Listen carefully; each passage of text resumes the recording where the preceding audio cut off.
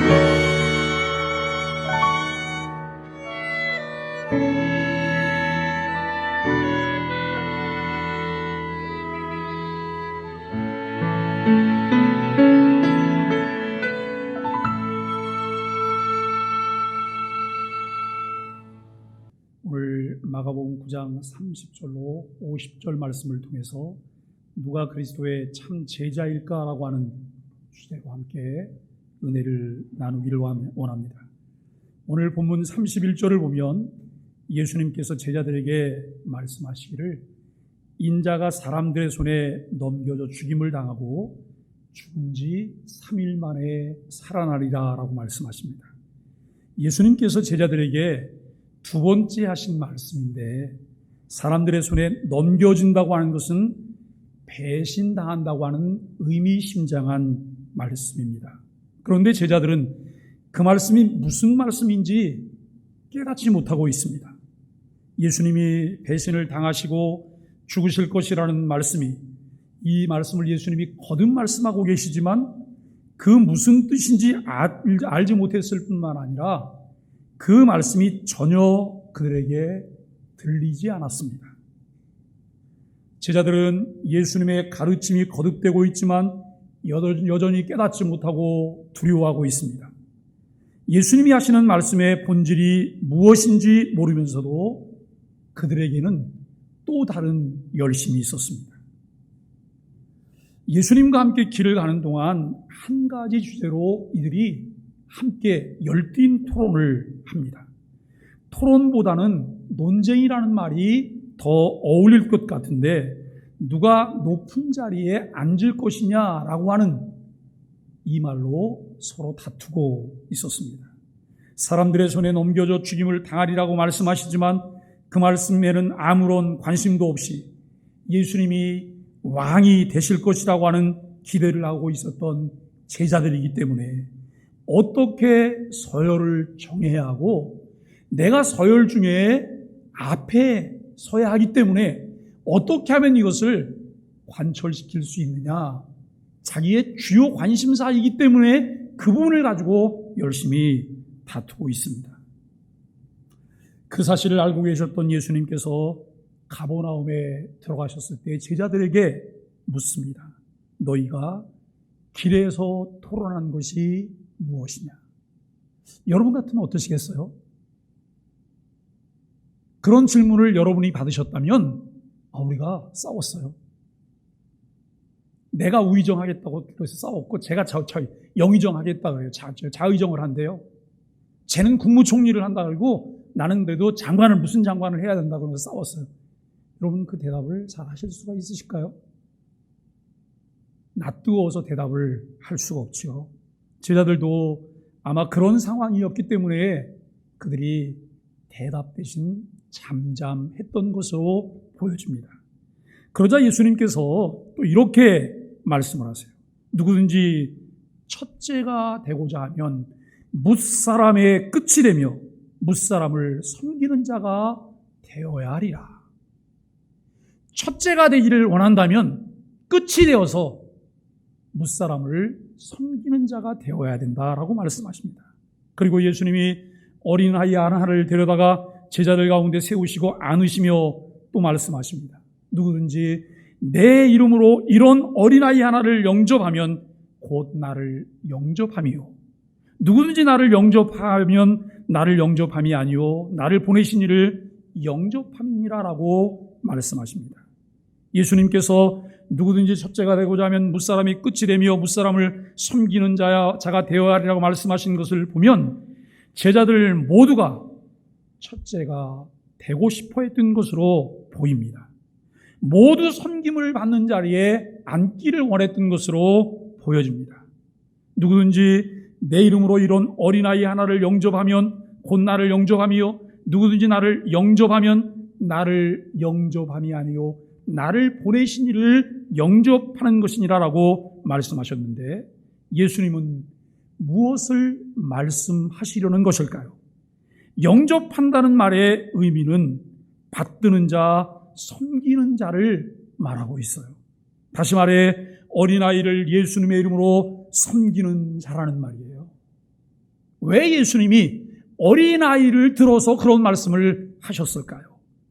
당시 어린아이는 천덕꾸러기, 힘없는 사람, 약한 사람을 이르는 상징적인 언어였습니다. 가진 것 없고 가치 없는 사람이라 할지라도 이런 사람을 예수님의 이름으로 높이고 섬기면 그 사람은 곧 하나님을 섬기고 높이는 것이나 같다는 말씀이에요. 여러분 이해가 되셨어요?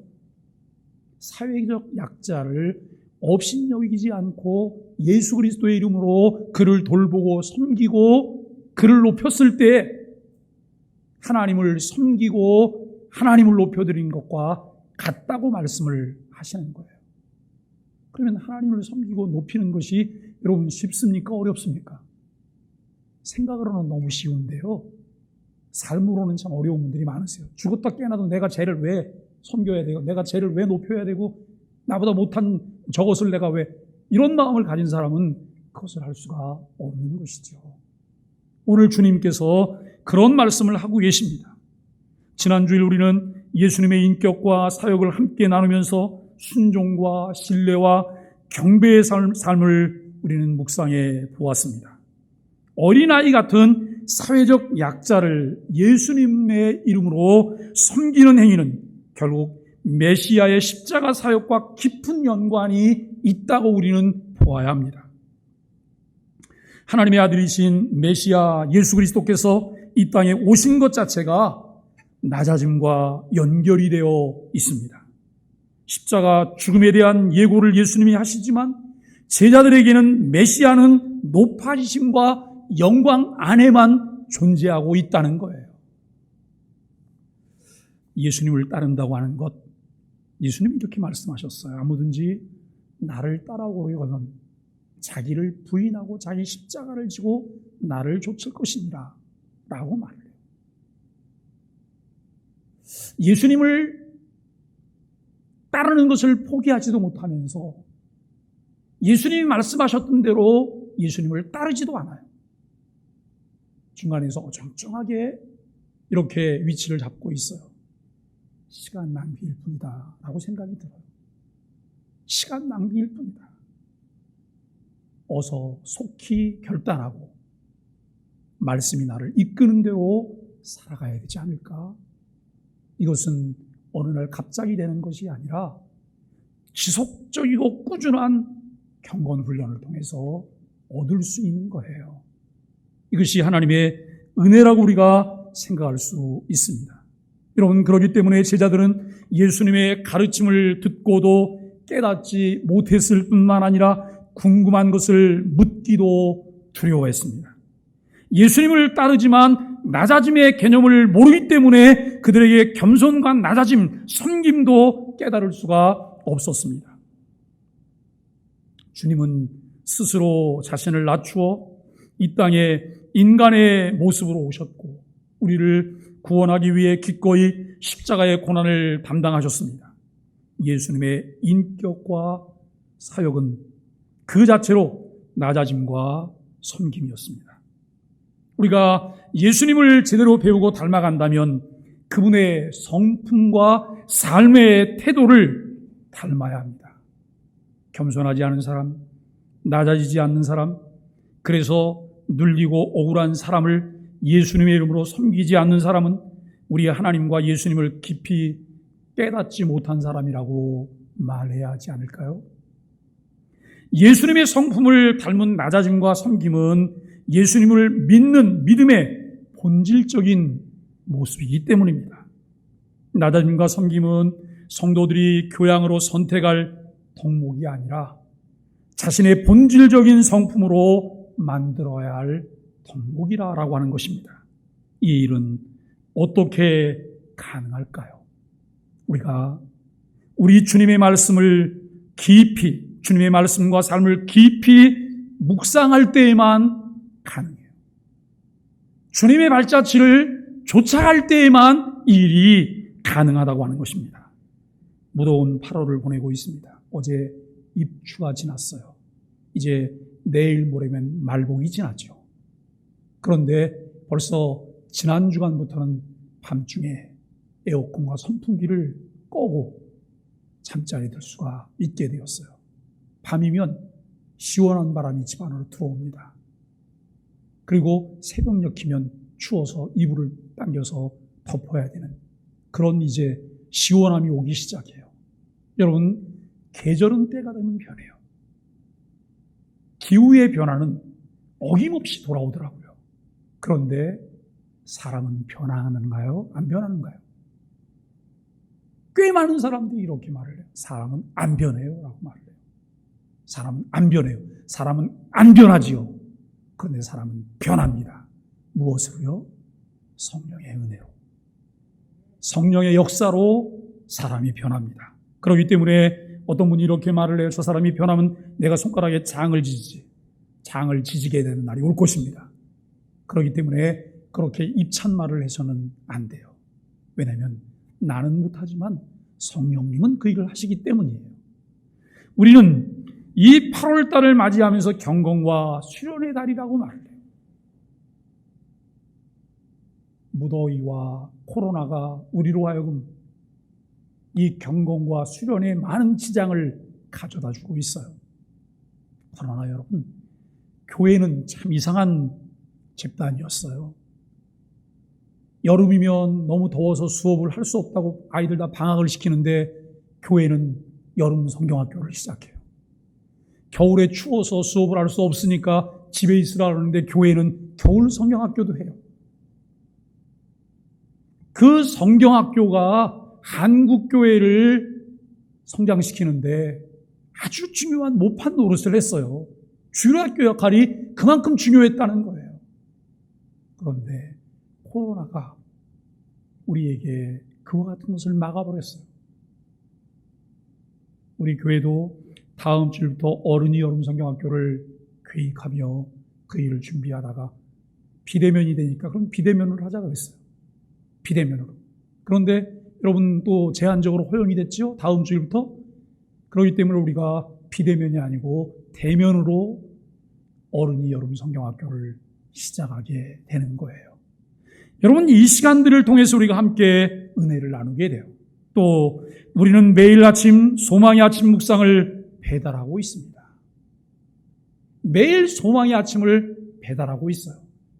그 소망의 아침을 이제 여러분 준비하면서 영상을 찍는 제게는 참 귀한 은혜의 시간이에요. 참 귀한 은혜의 시간이에요. 매일매일 긴장 속에서 소망의 아침을 만들어내고 있지만 그 시간이 제게는 금 같은 시간이고 은혜의 시간이에요. 그런데 여러분들은 어떠신가요?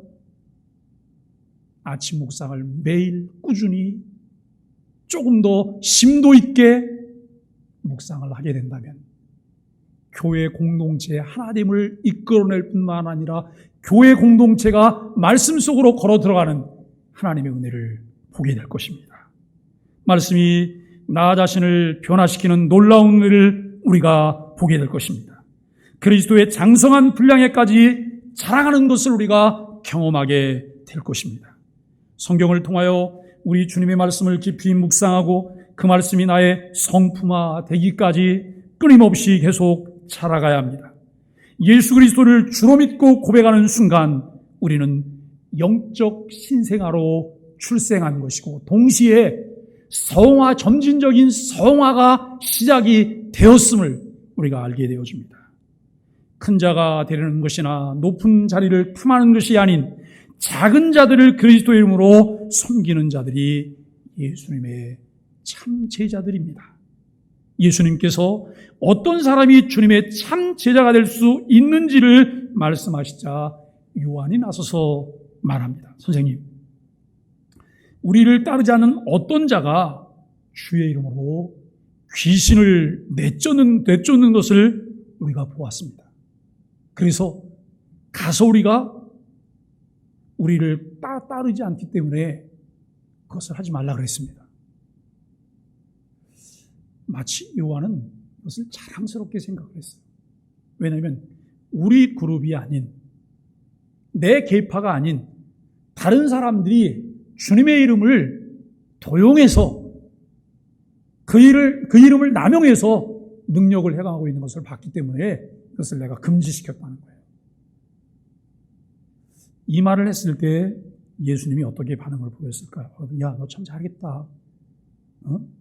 요즘 자꾸 여기저기서 내 이름을 도용해갖고 자기네들이 뭘 자꾸 하는 사람들이 있는데 내가 그것 때문에 고민하고 있는데 잘했다. 주님 그렇게 말씀하셨을까요?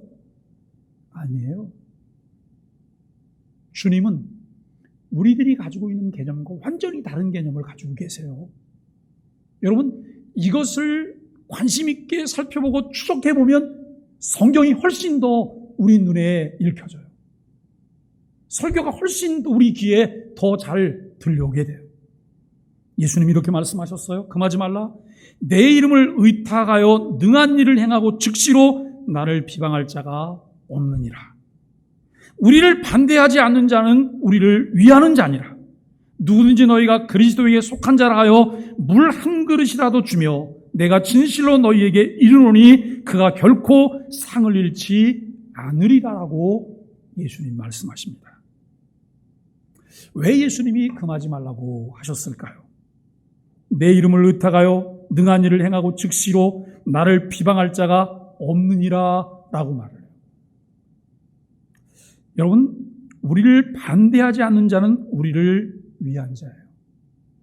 그런데 이 우리가 도대체 무슨 우리일까라고 하는 거예요. 우리는 도대체 무엇을 위한 우리일까? 여러분, 친구의 친구는 친구입니다. 그죠? 친구의 친구는 친구예요. 그리고 원수의 원수도 친구입니다. 그죠? 나하고 원수인데 그 사람도 원수야. 그러면 나온 친구예요. 그런데 원수의 친구는 친구입니까? 원수입니까? 원수의 친구는 원수인 거예요. 여러분, 우리들이 익숙하게 잘 알고 있는 역설적인 논리인데요. 그룹을 짓고 그룹이 그룹을 적대적 혹은 경쟁적 관계로 인식한다면 모든 그룹의 배타적일 수밖에 없다는 거예요.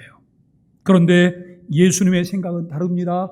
내 제자, 내 공동체, 내 제자는 아니더라도 내 이름으로 귀신을 쫓는다면 내 편이라는 생각을 갖습니다.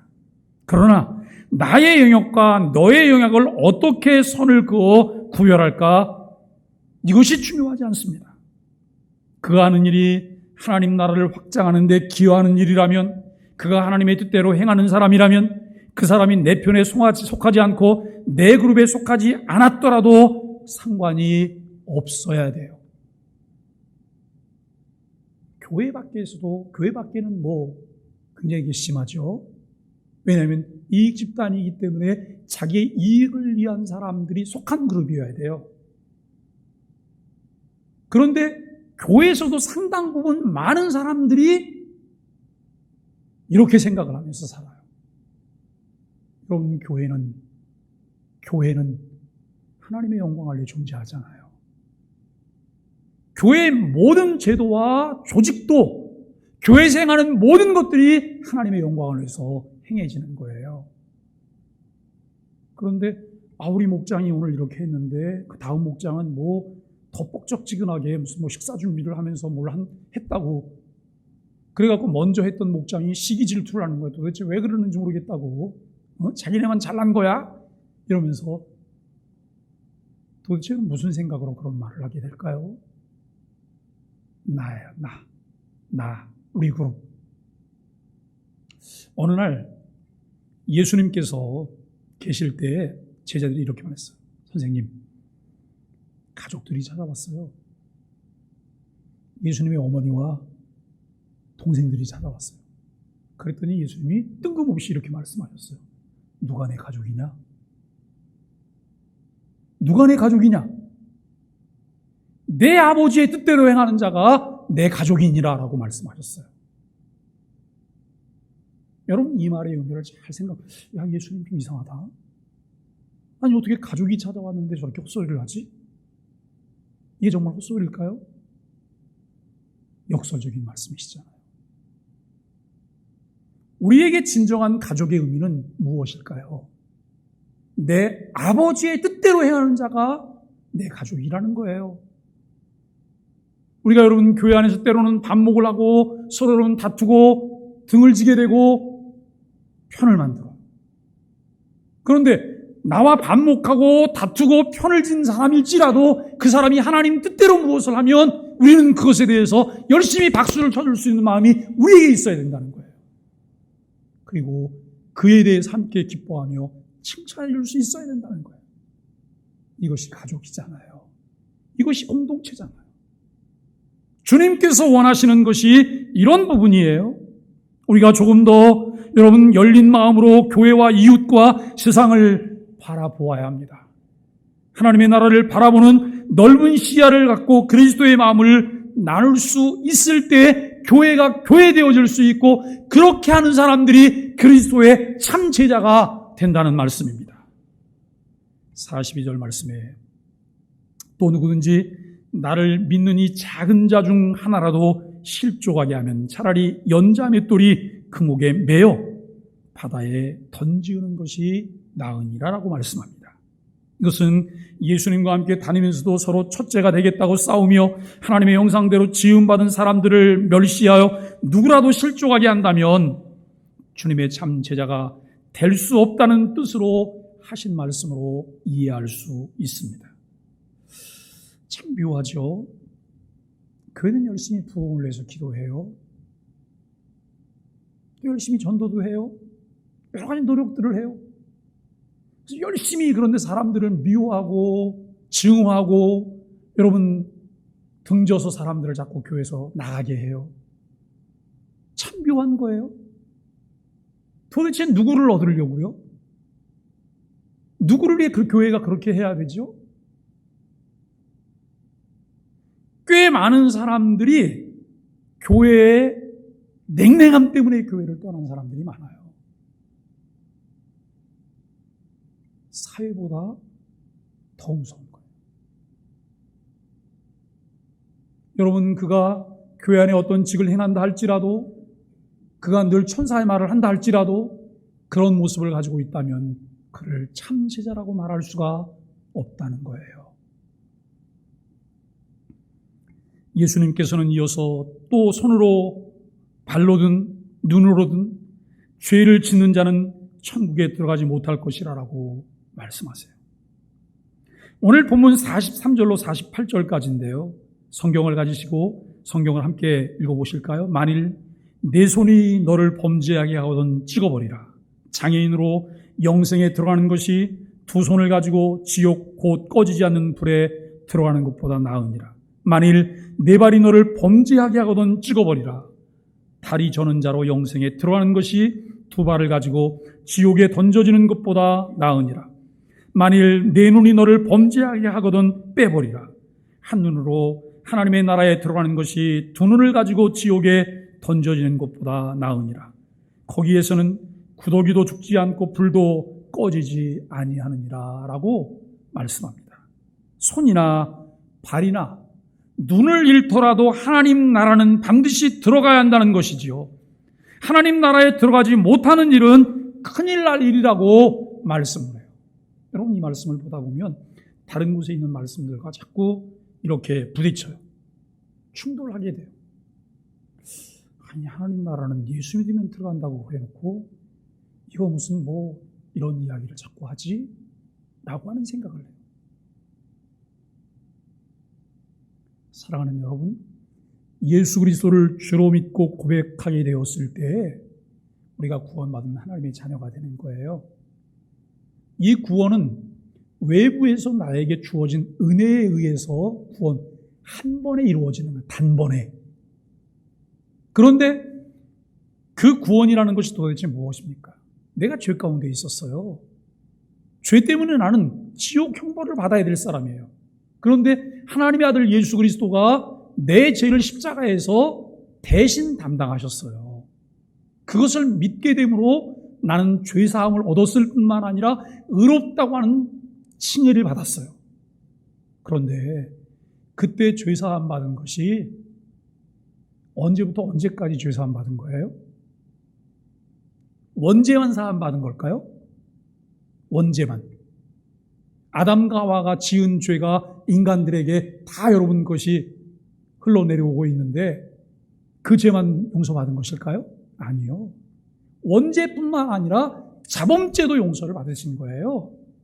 그렇다면 몇 년부터 몇 년까지 지은 죄를 용서받은 거예요? 그거 계산하실 수 있나요? 아니요. 여러분, 예수님께서 우리의 죄를 용서하신 것은 처음부터 끝까지예요. 과거, 현재, 미래. 예수님이 2000년 전에 십자가에 달려 돌아가셨잖아요. 만일에 예수님이 십자가에 죽기 전까지의 사람들의 죄만 예수님이 용서하신다면 그것도 생존해 있는 사람들만이잖아요. 아니요. 예수님은 과거, 현재, 미래의 죄까지 다 용서하셨어요. 이것 때문에 다시 우리에게 죄 문제로 구원의 이야기를 주님께서 번복하시지 않으신다는 거예요. 그런데 왜 이와 같은 말씀을 하실까요? 참 제자는 그렇게 살 수 없다는 거예요. 참 제자가 된 사람들은 그렇게 살 수 없다는 거예요. 오늘 우리는 내가 참 제자라고 말함에도 불구하고 여전히 나에게 그런 부분들이 나타나고 있다면 이것이 우리가 하나님 앞에 가슴치며 통회하고 회개할 일이잖아요. 하나님, 버리게 해주세요. 정리하게 해주세요. 하나님, 반복하지 않게 해주세요. 그 안에서 그리스도의 장성한 분량에까지 자라가기 위한 노력들이 끊임없이 우리 안에 이루어져야 된다라고 하는 것입니다. 그렇게 하나님 나라에 대한 강렬하고 확고한 소망과 그것을 위한 자기 부인이 있어야 주님의 참 제자인 것을 말씀하고 있습니다. 하나님 나라에 대한 갈망은 없이 이 세상에서 첫째가 되는 일에만 관심을 쏟으며 그 욕망을 성취하기 위해서 남에게 상처를 주고 실족하게 하는 일도 마다하지 않는 자들은 주님의 제자라고 말할 수 없다는 거예요. 창세기 마지막 부분을 읽다 보면 야곱이 죽어요.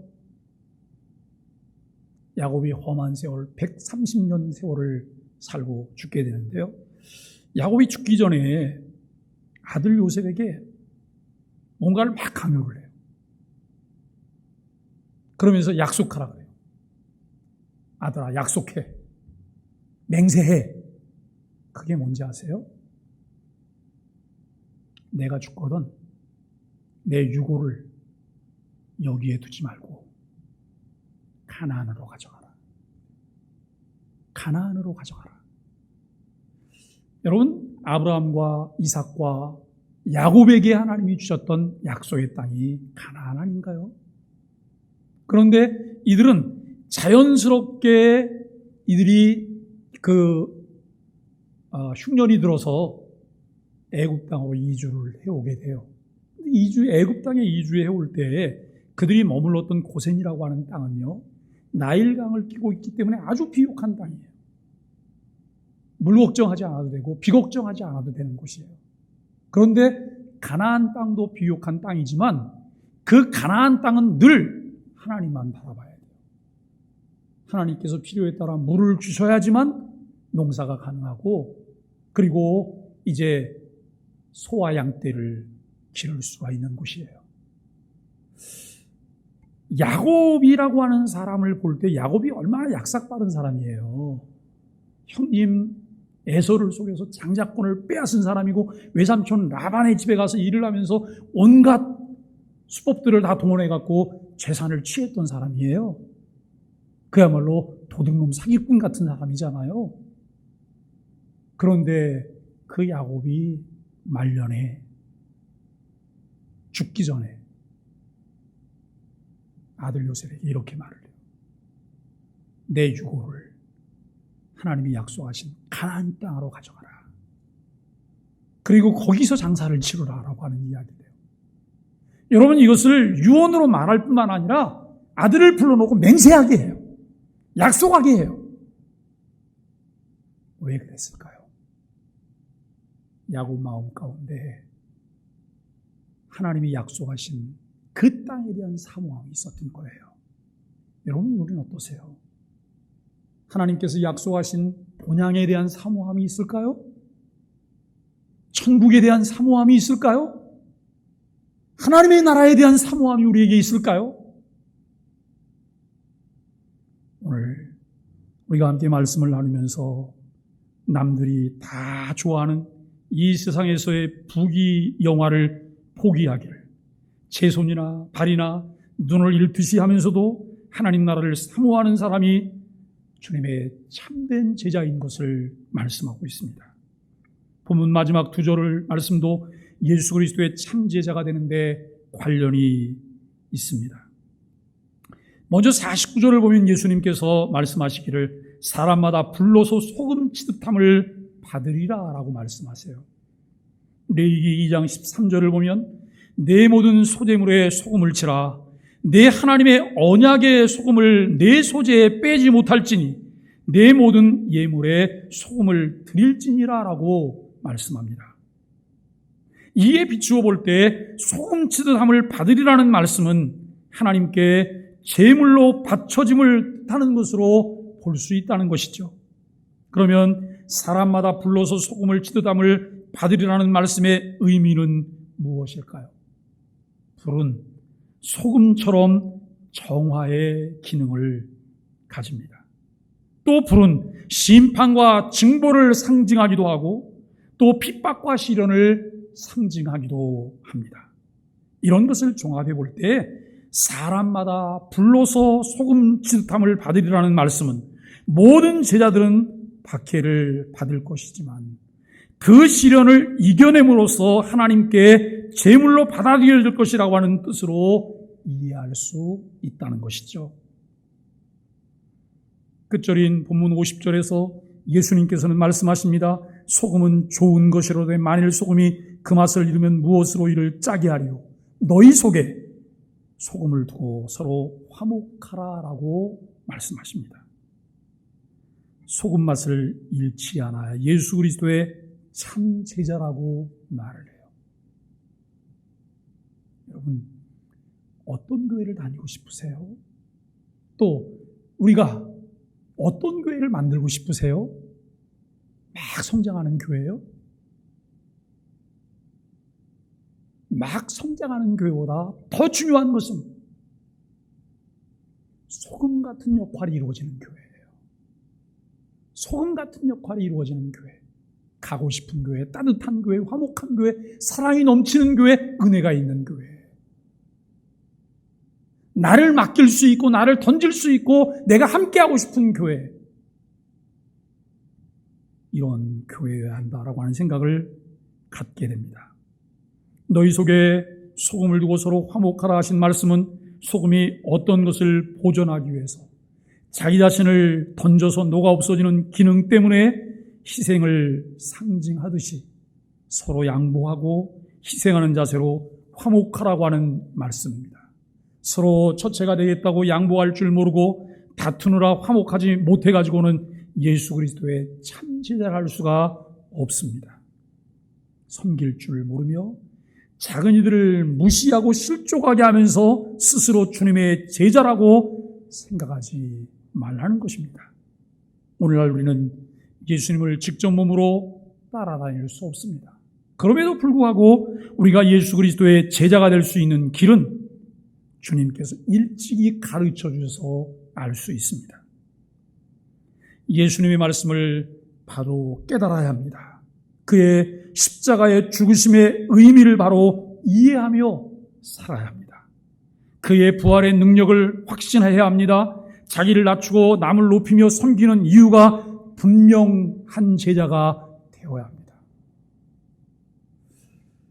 군인교회를 가보면 군인교회에서 아주 특수한 상황을 보게 돼요. 그것이 뭐냐면 군인교회에 별 하나짜리인 사단장님이 전출을 오셨어요. 그런데 이분이 전출을 오시자마자 부대 교회에 군목님을 찾아봤어요.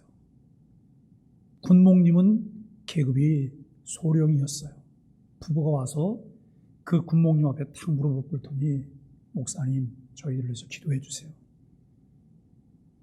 이곳에 근무하는 동안 아무 사고 없도록 그리고 부대 교회에 저희들이 역할을 하도록 기도해 주세요. 그래서 군목님이 간절한 마음으로 안수 기도를 했어요.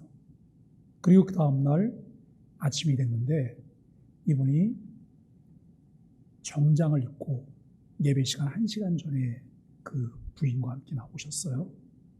나오시더니 밖에서 안내를 하시더래요. 사병들이 오잖아요. 초코파이 먹으려고 1병도 오고 2병도 오잖아요. 그런데 이렇게 정중하게 인사하면서 한 명 한 명을 다 맞아들여요. 그럼 부대가 난리가 났어요. 별 하나짜리 사단장이 예배당에 가신다는데 대령, 중령, 소령들이, 대위 이런 사람들이 어디서 뭘 하겠어요? 교회에 나타나야죠. 왜냐하면 그분들은 예수 믿으려고 나타나는 게 아니라 눈도장 찍으려고 나타나는 거예요. 그런데 얼마나 이분들이 교회에서 사람들을 따뜻하게 잘 섬겨주시는지, 그분이 계시는 동안 교회가 그 군인 가족들까지 교회들을 다 나오신다고 해요. 그런데 여러분, 이분은 또 다른 부대로 전출이 되면 그곳에서 똑같이. 사랑하는 여러분, 오늘 우리는 우리의 삶을 통해서 내가 다른 사람을 섬겨야 된다고 하는 것, 내가 나를 낮춰야 된다고 하는 이런 이유가 있는 제자가 돼야 되잖아요. 내가 부족하기 때문에 굽신굽신하는 것이 아니라 나는 많은 것을 가졌음에도 불구하고 주님의 사랑을 실천하려고, 주님의 마음을 나누려고, 주님께로부터 받은 것이 있기 때문에 그것을 나누려고 다른 사람들을 섬기는 참 제자가 되어야 한다는 말씀입니다. 주님을 믿는 우리 중 아무리 작은 일 할지라도 무시하거나 상처를 주거나 실족하지 않아야 합니다. 하나님의 나라를 사모하며 거기에 들어가기 위해서는 손이나 발을 찍어버리고 눈을 빼버리라는 것과 같이 온갖 세상의 욕심을 버리고 자기를 부인하는 삶을 살아가라는 말씀입니다. 첫째가 되려고만 했고 끝에서 따라올 엄두도 못 내며 좌절하고 있는 수많은 사람들의 탄식 같은 것에 한 번도 귀를 기울여 보지 않는 삶을 살아왔다면 우리 자신에게 스스로 물어봐야 돼요. 내 삶을 살았는지, 주님의 제자로서의 삶을 살았는지, 주님을 믿는 자로서 삶을 살았는지, 나를 믿는 자로 살았는지 우리가 스스로 물어봐야 합니다. 우리는 주님께서 주신 가르침들을 얼마나 바로 깨닫고 알고 있는지 우리 자신에게 따져볼 수 있어야 합니다. 매일같이 교회 나와서 산다고 주님의 참 제자가 되는 것은 아닙니다. 주님의 말씀을 실천하는 사람들이 주님의 참 제자임을 명심하며 우리 소망의 교회를 예수 그리스도의 참된 제자들의 공동체로 만들어가는 우리 모두가 되어야 합니다. 사랑하는 소망의 가족 여러분, 교회는 내가 얼마나 하나님을 사랑하는지 측정하기 위해 존재하는 곳입니다. 그 안에서 만나는 형제와 자매는 내가 얼마나 낮아지는 연습을 했는지를 가늠하는 존재입니다. 교회는 낮아지고 섬기고 사랑하는 성격을 지닌 공동체를 향해서 가야 합니다. 교회가 행해야 할 가장 큰 사명과 사역은 바로 이것입니다. 이것이 무너지면 아무리 많은 새신자를 교회로 데리고 온다 할지라도 결국 그들을 지옥으로 보내는 일을 교회가 할 것입니다. 이 일을 하기 위해 교회가 온 힘을 다할 때, 그래서 공동체에 속한 우리 모두 하나하나가 우리 예수님의 성품을 닮아갈 때 주님의 간절한 바람을 이룰 수 있는 참 제자가 될 수 있습니다. 저와 여러분들이 오늘 아침에 우리에게 주신 말씀들을 마음에 새기고 묵상하며 그렇게 살게 되기를 예수 그리스도의 이름으로 간절히 축복합니다.